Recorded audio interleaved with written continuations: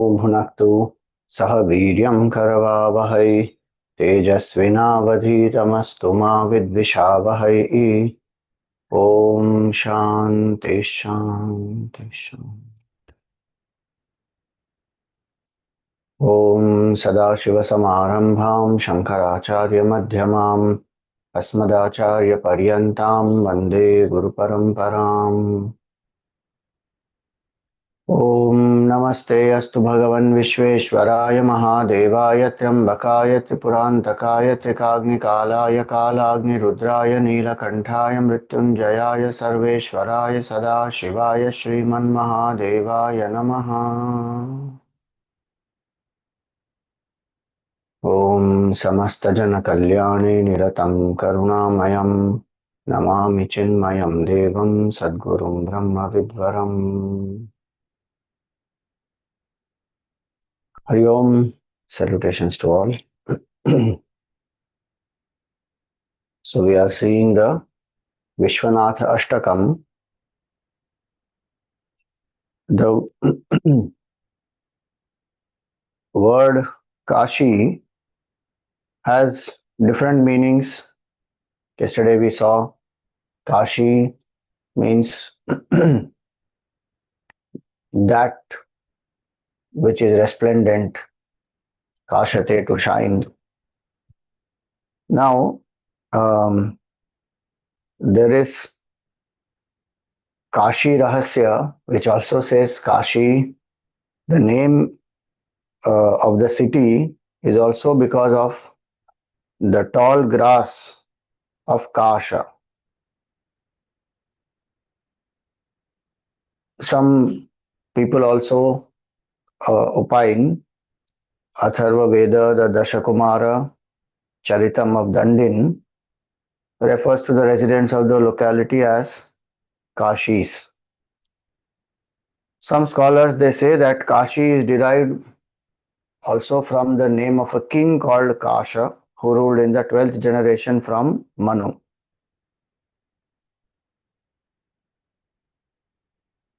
So there are different reasons why the place is called as Kashi, and it is also said that Kashi and Varanasi, so Kashi is the name of the Khanda, Varanasi the name of the city.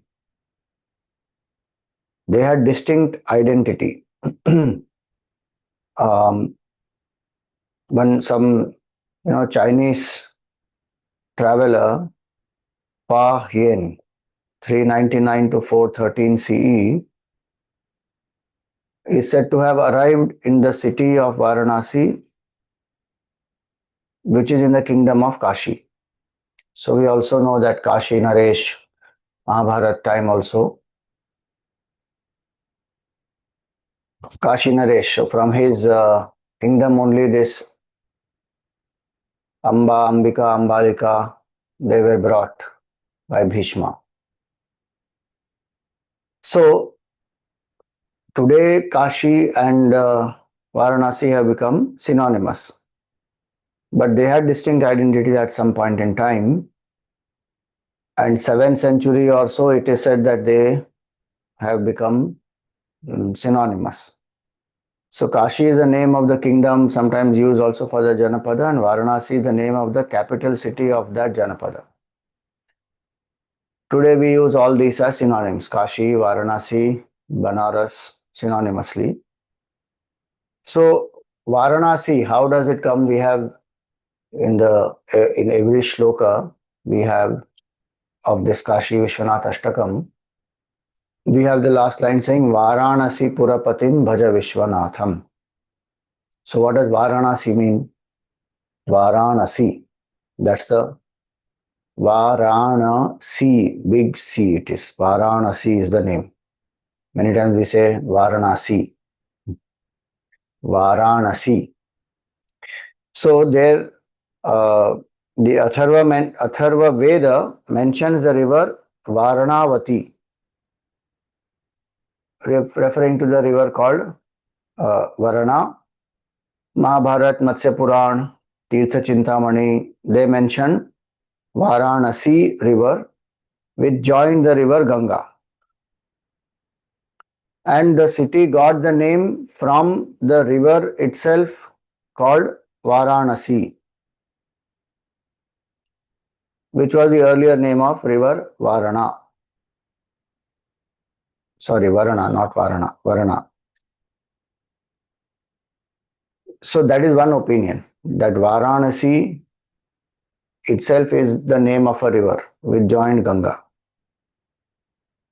Today, people also say that this Varuna river, Asi river combined together, the land between these two is called as Varanasi.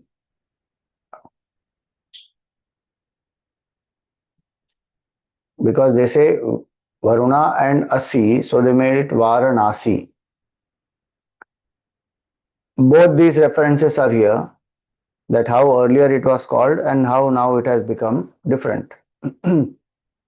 uh, so based on this, some of the scholars, the name is only based on the river itself, which is Varanasi. Sorry, Varanasi. I'm getting confused because both the spellings are there based on both the rivers. So Varanasi is the river, and based on that one river itself, it is called Varanasi. What is more important in this?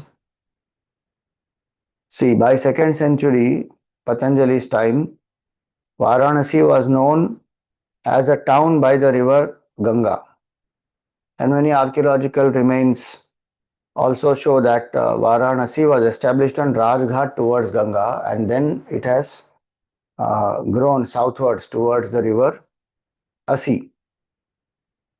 And so the Puranic belief is this.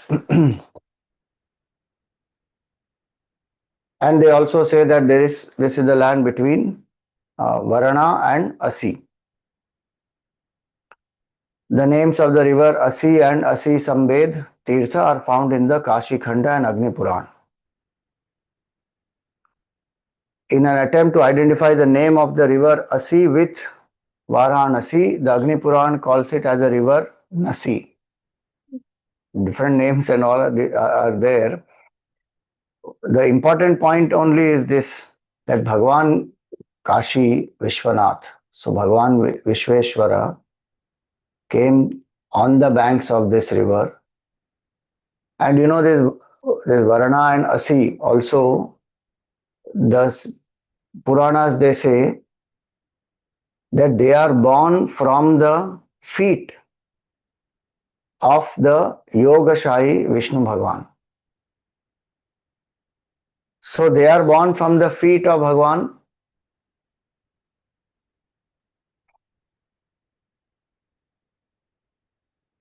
I don't remember exactly. Give me 1 minute, I will tell you.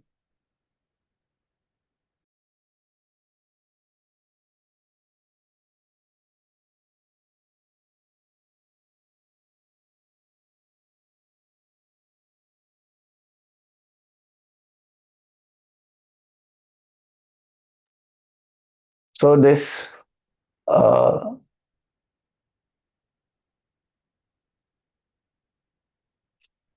Puran says that from the Yogashahi Vishnu Bhagwan's right leg springs this Varuna, and from the left leg springs Asi, and the land between them is Varanasi.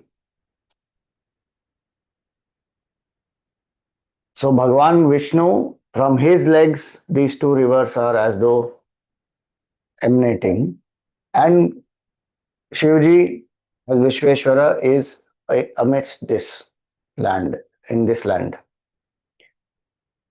His own Ishta Devata, Vishnu Bhagwan is. And so Bhagwan decided to be here. And it is said amongst all the Jyotirlings, 12 Jyotirlings.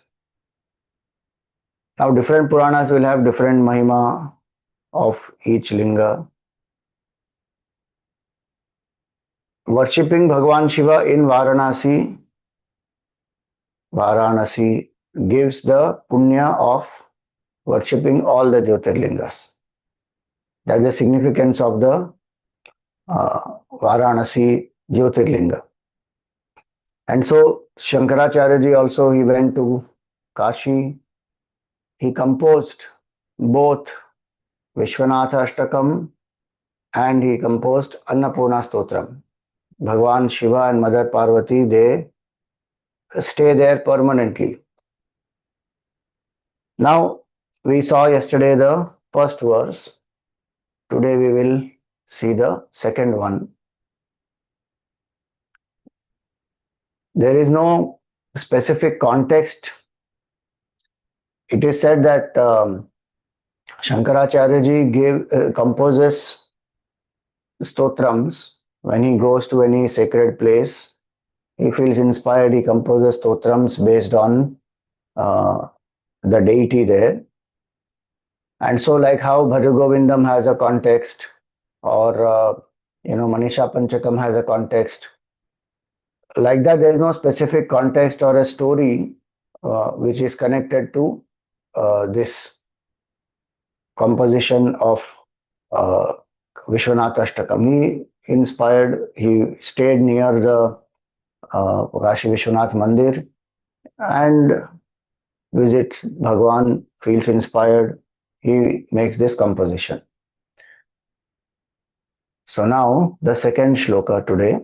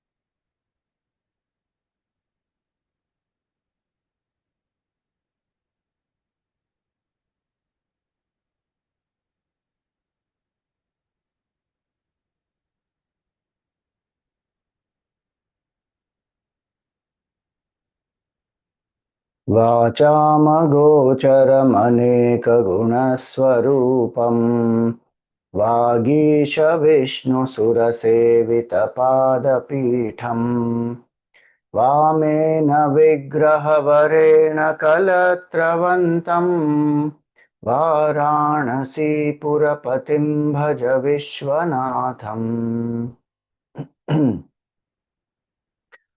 So, worship the Lord of Varanasi, who is Vishwanath Bhagwan. Who is he? Vacham Agocharam, who cannot be grasped by the speech, who is beyond any description. Aneka Guna Swarupam, and who has many virtues, who is embodiment of so many virtues. Aneka Guna Swarupam. Vagisha Vishnu Sura Sevita Pada Pitham. Vagisha in this context means Brahmaji. Vagisha Vishnu Bhagwan. So Brahmaji, Vishnu Bhagwan, and all the devatas, they worship Bhagwan. They worship his lotus feet. Vagisha Vishnu Sura Sevita Pada Pitham. Vamena Vigraha Varena Kalatravantam. On his left side is Mother Parvati. And she is Bhagwan's spouse, Kalatravantam. Varanasi Purapatim Bhaja Vishwanatham. So this is a simple, beautiful shloka, but this also combines the first line, if you see, will combine the Sagun and the Nirgun aspect of Bhagwan. How? Vacham Agocharam. Bhagwan is one who is not describable by speech.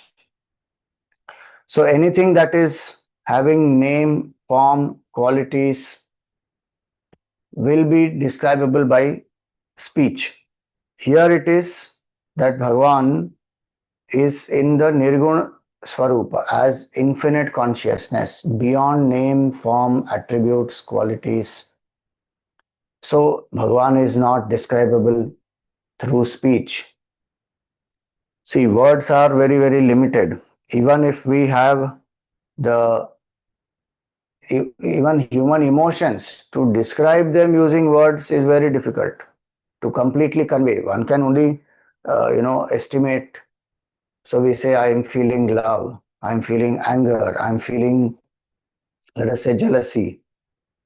Now one starts describing something, one can describe so that the other person comes to understand, but it is really not easy to fully describe that.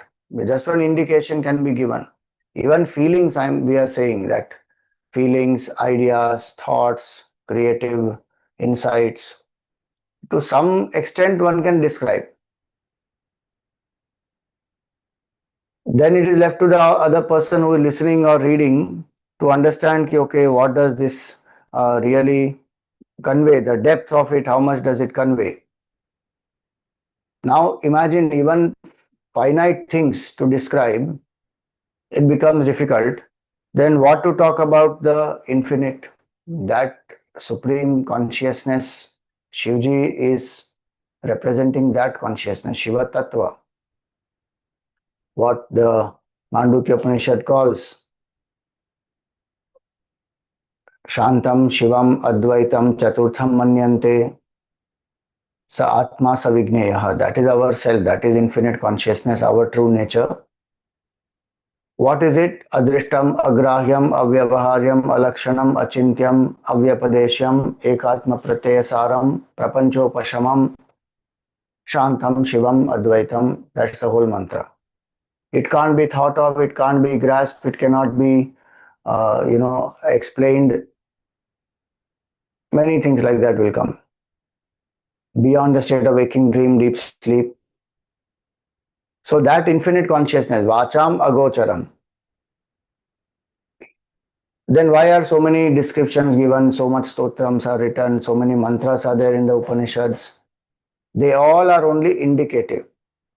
Even of Nirguna Swarupa, when it is said Shantam Shivam Advaitam, it is absence of duality. It is to negate whatever comes in our mind which is finite. Anything that is finite that comes to our mind, reject. Because that is seen, that is drishya, that comes and goes. The drashta is the truth. And that drashta is consciousness, sakshi is consciousness. And that drashta is Shiva. Rishudhamasu yad bhogyam bhokta bhogascha yad bhave tebhyo vilakshana sakshi chinmatroham sada shivaha. That is what Upanishad says, Kaivalya Upanishad. In all the three worlds here not only mean the bhuhu, bhuva, suvaha, but also waking, dream, deep sleep. Meaning in our entire range of experience, Trishudhamasu yad bhogyam, whatever is enjoyable, bhokta, the enjoyer, Mr. So and so, and this enjoyer contacting the enjoyed, so bhoga.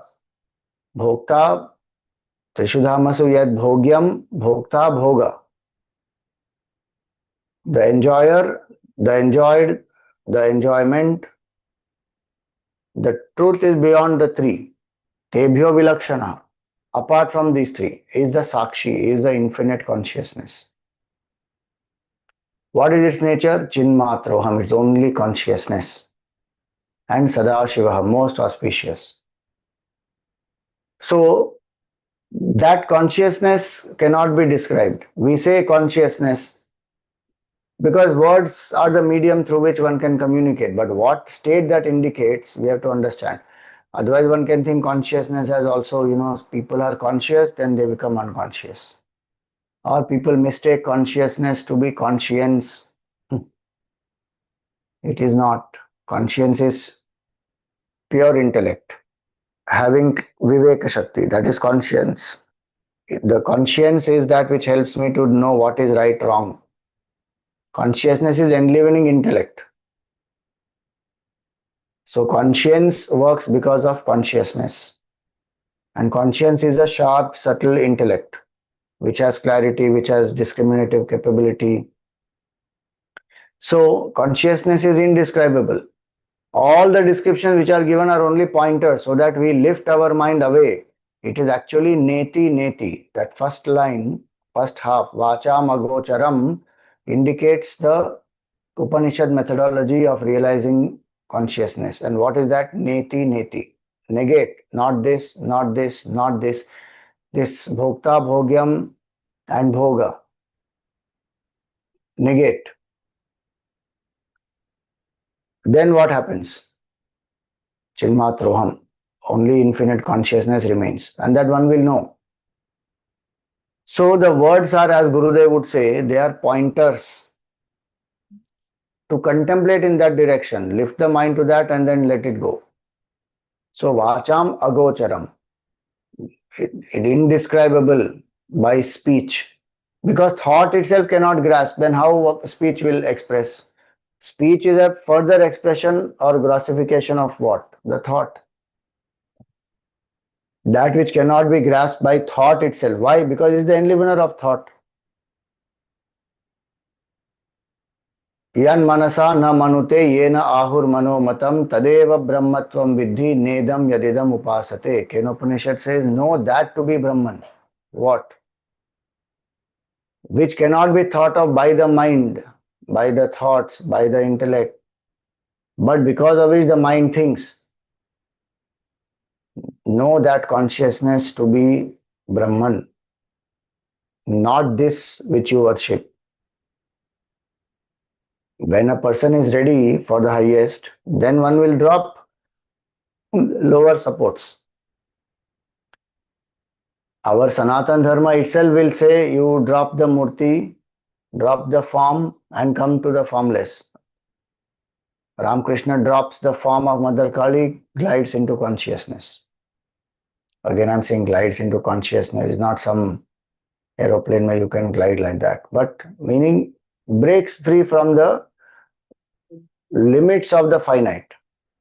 But he used that form, and Mother Kali for him was so real, and consciousness also appears as Ishvara. There is no doubt. It's not some imagination of his mind only. That is a fact. Bhagwan appears in these forms. Same consciousness using power of Maya becomes Ishvara, appears in so many forms. Helps the Jiva to come out of the body identification, Jiva Bhav, and then helps the Jiva also to drop the form. So Vachama Gocharam Aneka Guna Swarupam means that. So first half says Vachama Gocharam. In it is not describable through speech. Why? Because mind itself cannot grasp it. It is that which is enlivener of the mind. Gurudev used to give the analogy of a battery. You know, the battery is there inside the torch. And that battery is giving power so that the torch, the bulb in the torch is able to give light. Now, if that bulb wants to see its own source and you disconnect the battery and bring the bulb in front of the torch, that bulb won't have light to see.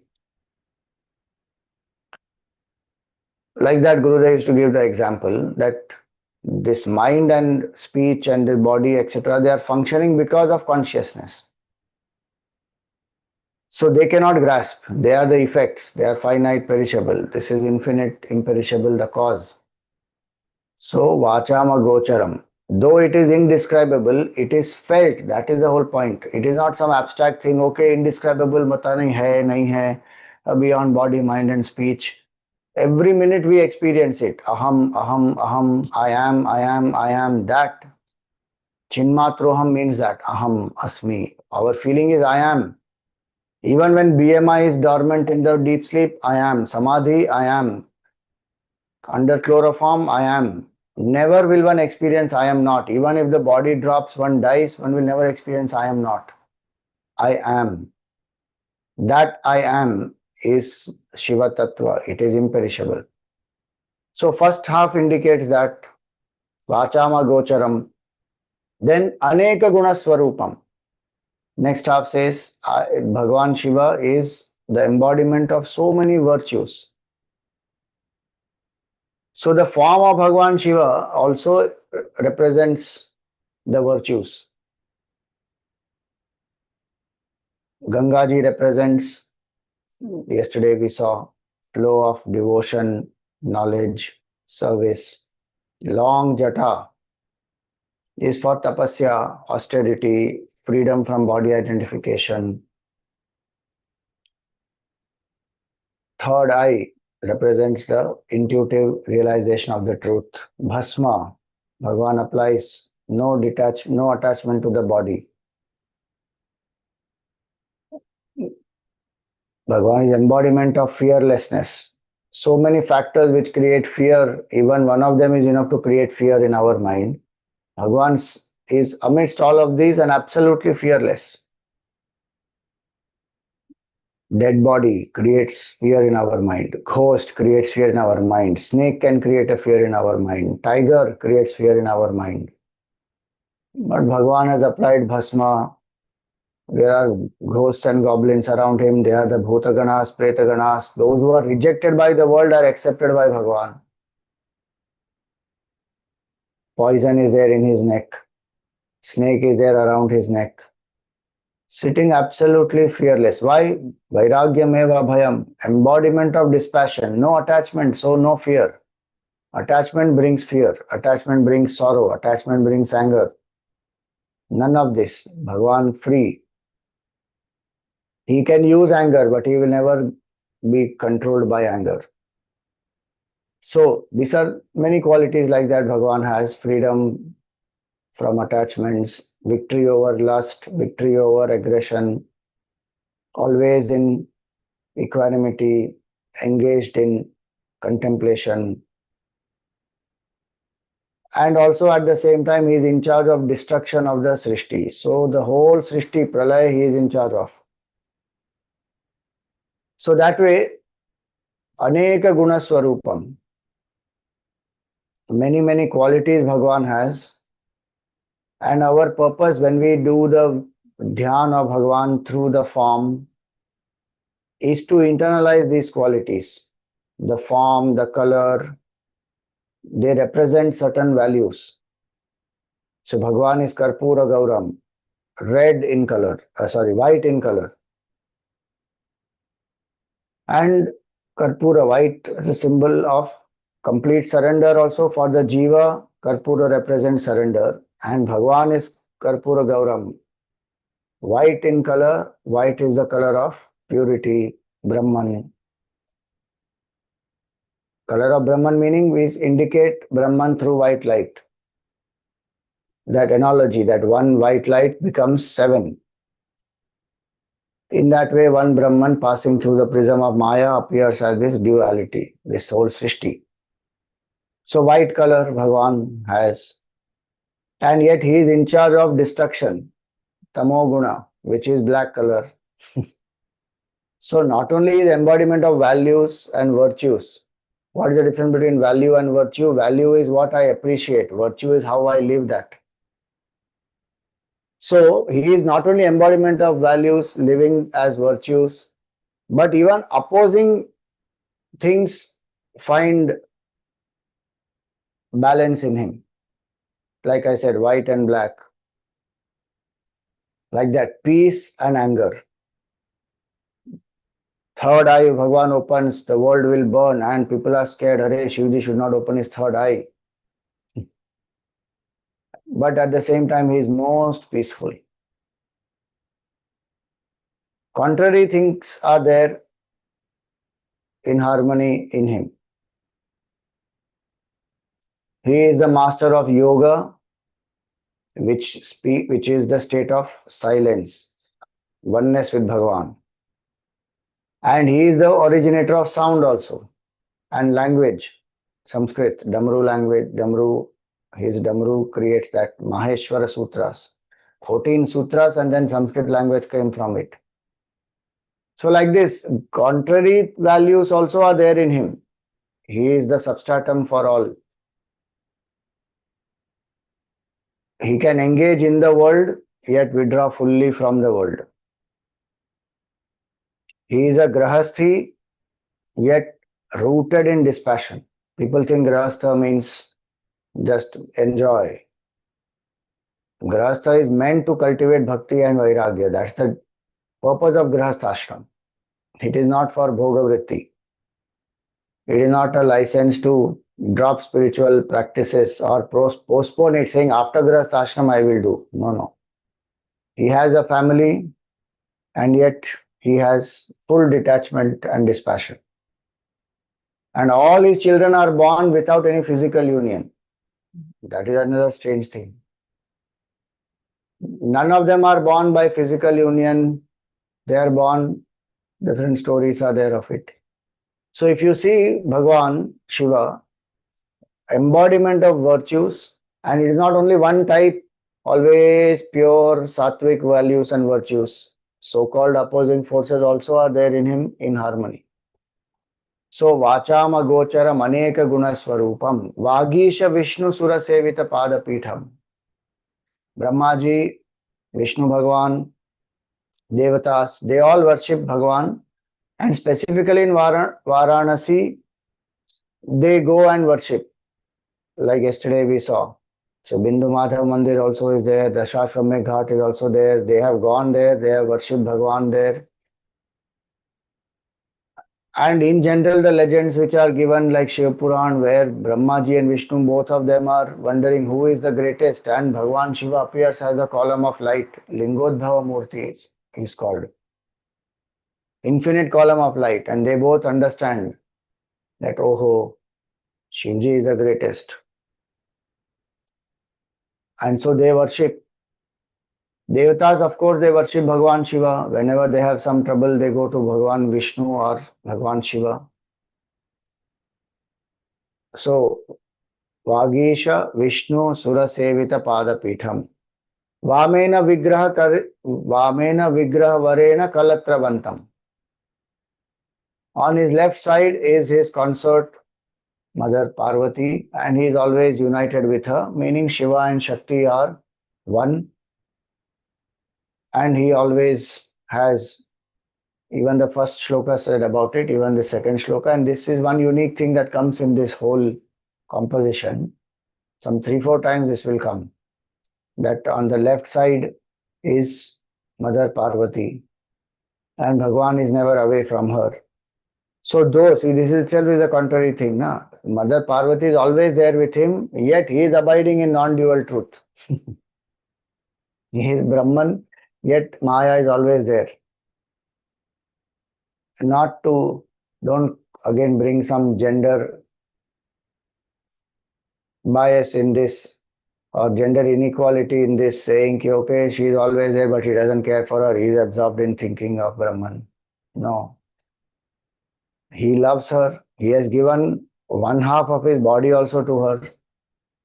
So this is the second verse. This great Bhagavan Vishwanath is whom we worship. So this is the second verse now. Today we will meditate.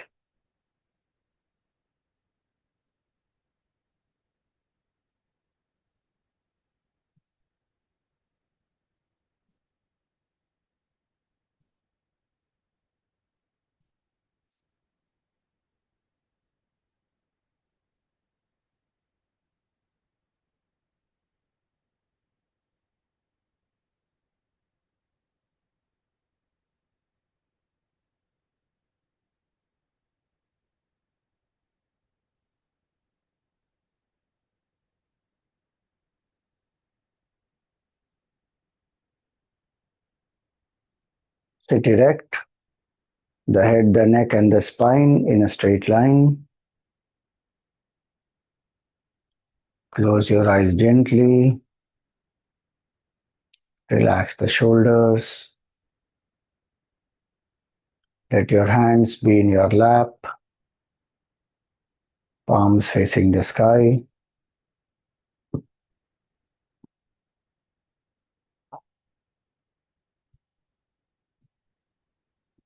Come to a comfortable posture.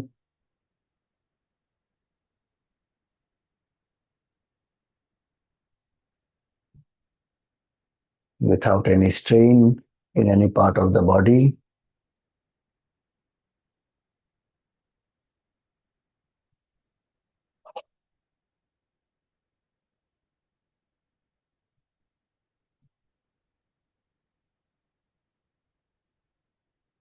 Invoke gratitude in your heart. Thank Bhagwan for any three values that you are living in your life, three good values that you are blessed with.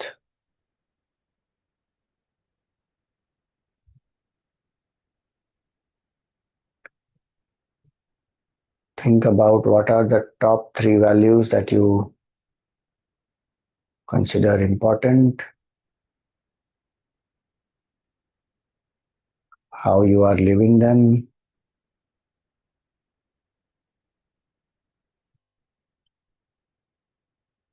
and thank Bhagwan for these three values.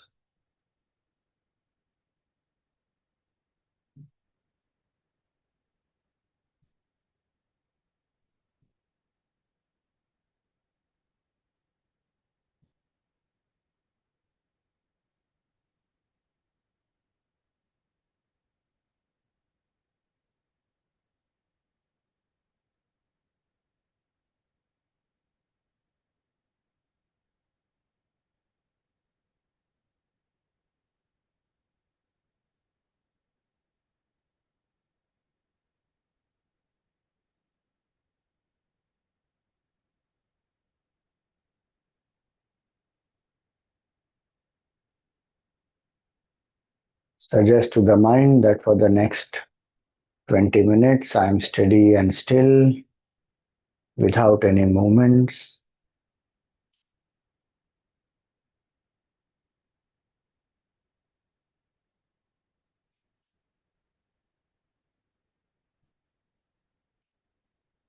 I am alert, awake, and quiet.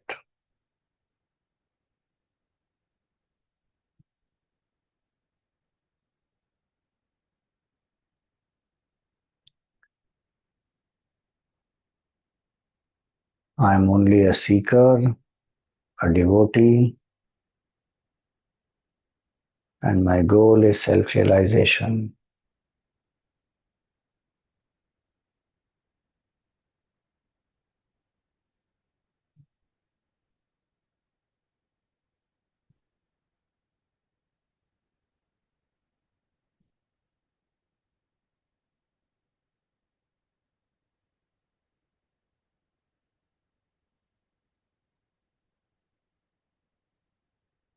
Relax the body with some simple deep breathing,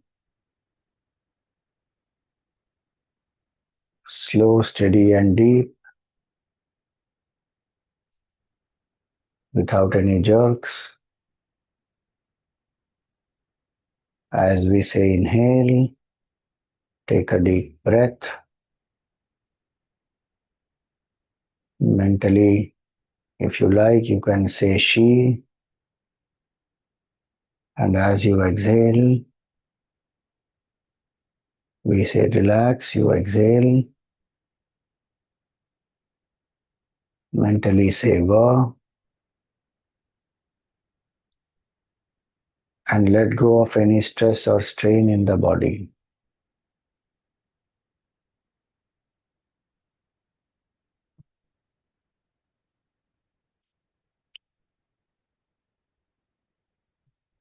Exhale all the air.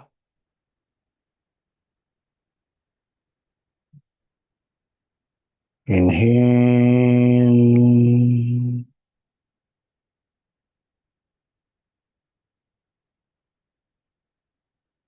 Relax.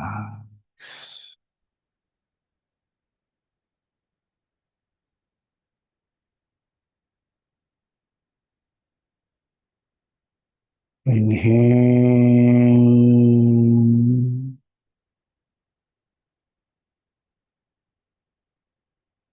Relax.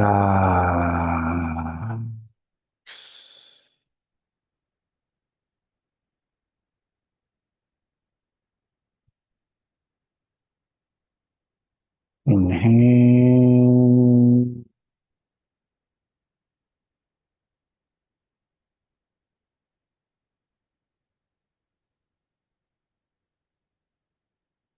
Relax.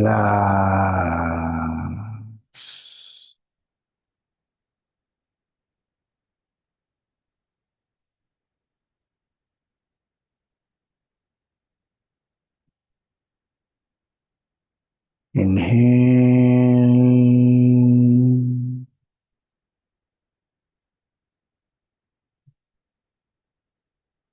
Relax.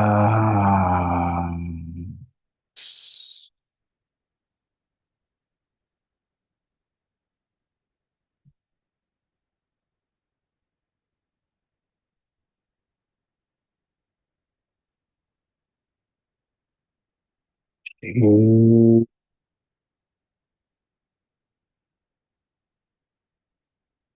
breath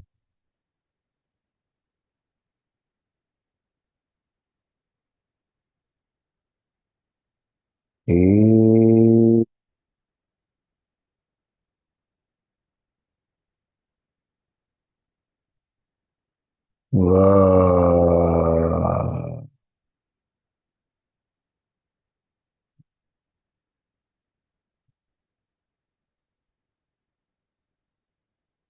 Continue to breathe at your own pace.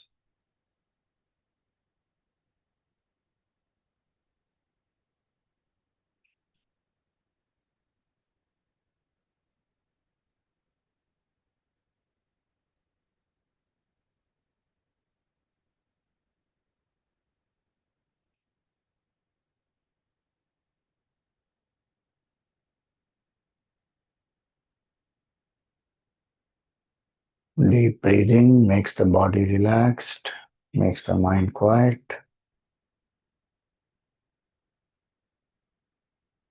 Ensure that your exhalation is longer than your inhalation.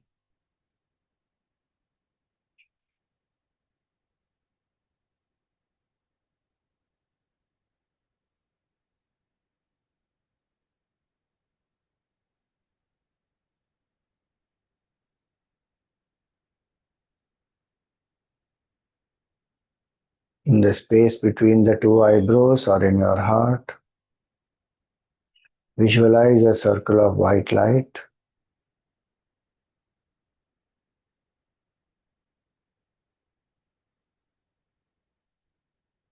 Invoke the auspicious form of your Sadguru if you have one. If not, invoke the form of Bhagwan. Both are the same.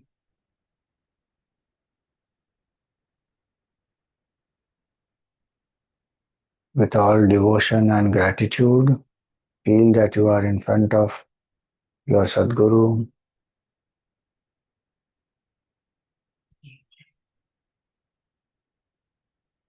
And with all surrender, chant Tvameva Mata Cha Pita Tvameva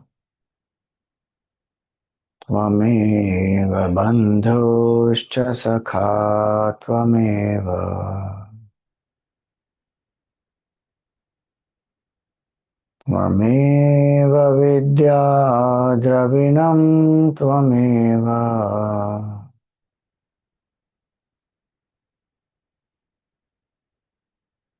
Tvameva Sarvam Mama Deva Deva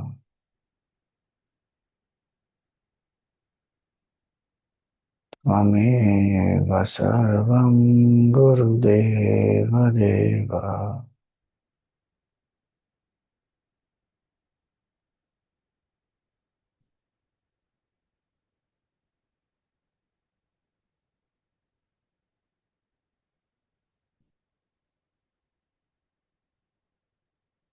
Offer some flowers at the feet of the Sadguru. Perform a pradakshina. Prostrate before the Sadguru.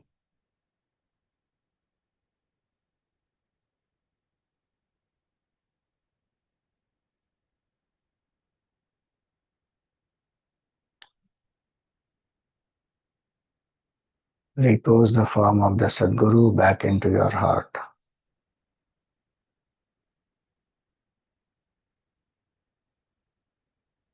Invoke the auspicious form of Bhagwan Shiva.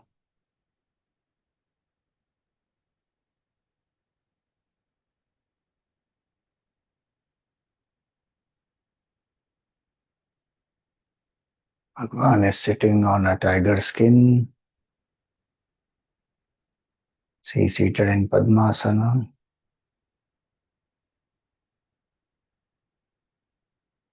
There is an elephant skin around his waist, tied with a red cloth,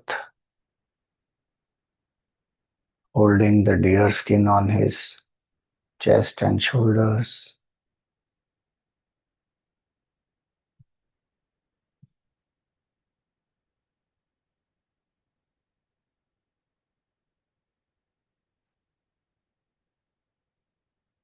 Bhagwan has a janevu from his left shoulder to the right waist. There are different Rudraksha malas around his neck, on his chest, up to the navel.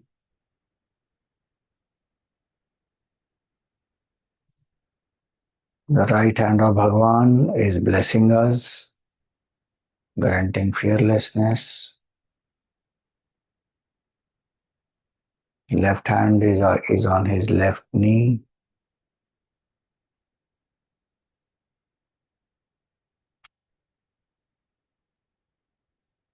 Bhagwan has a black and green snake around his neck, which is blue in color.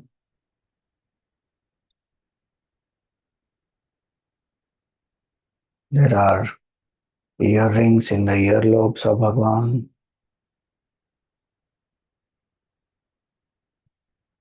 A radiant, divine face with a gentle smile.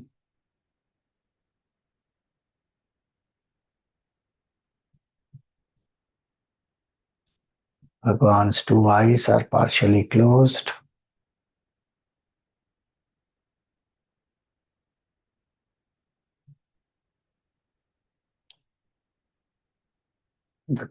There is a kumkum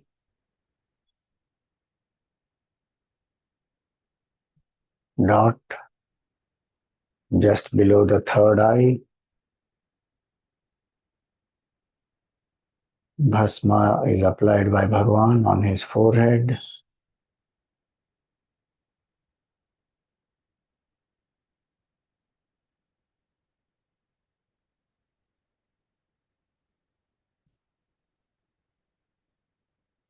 There is a crescent moon in his jata, which is tied with Rudraksha mala. There is a snake on the jata. Mother Ganga flows from his jata.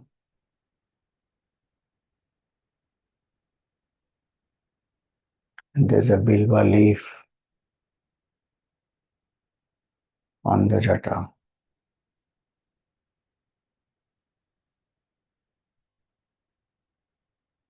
There is a damru, a trishul with a garland on the right side of Bhagwan.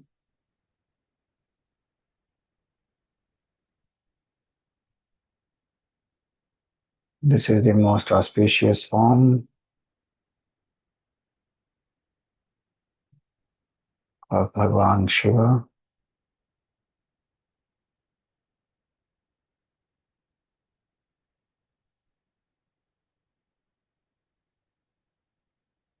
Vachamagocharamaneकागुणस्वरूपम् वागीशविष्णुसुरसेवितपादपीठम्